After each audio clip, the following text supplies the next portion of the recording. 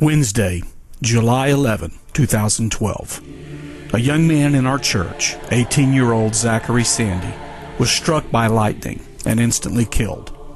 Yet now, only a short time later, amazingly, he is fine and almost ready to be discharged from the burn center at the West Penn Hospital in Pittsburgh, Pennsylvania, where he was airlifted the day of the tragedy. Zach was at a church-sponsored youth camp and was with friends on a baseball field in Parkersburg, West Virginia. Several of the people that were with Zach that day were also knocked down by the lightning, but none of them were seriously injured. The blast literally shook the ground. Pastor Tisdale, local to the area, was among those knocked down. His wife was also impacted by the blast. Their son, a young preacher named Caleb Tisdale, was taken to his knees by the strike. Caleb, who knows CPR, rushed to Zach, who was laid out and stiff as a board. Caleb said that smoke was literally coming from Zach's mouth and body, an image he said he will never forget. Zach's shirt showed burn marks and smelled like it had come from a furnace. The lightning had blown holes in Zach's tennis shoes as the electricity exited his body. The hair on the back of his head was singed and burned where the lightning entered his body. He had broad red track marks and second-degree burns caused by the lightning having traveled through his body. His cell phone was fried, its screen cracked, a cover blown off, and some buttons melted.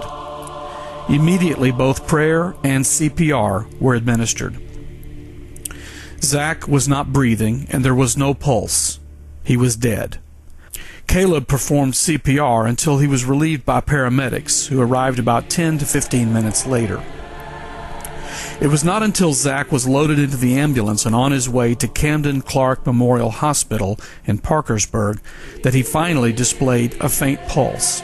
By the time he arrived there, he had been intubated, in other words, put on a breathing machine, but he had a stable heart rate. There was talk of airlifting him to either WVU Ruby Memorial Hospital in Morgantown, West Virginia, or to the West Penn Hospital Burn Center in Pittsburgh. However, a helicopter could not be procured, so he was taken by ground to Morgantown. There, a huge crowd of family, church members, and other friends were gathered and had prayer. He was flown from there to West Penn Hospital Burn Center. In the hours that followed, reports came in from over 30 states and 2 foreign countries of prayer being made for Zach by literally thousands of believers. The next day, less than 24 hours later, he had the breathing tube removed and was officially off of life support. Soon after, he spoke, drank, ate, and walked.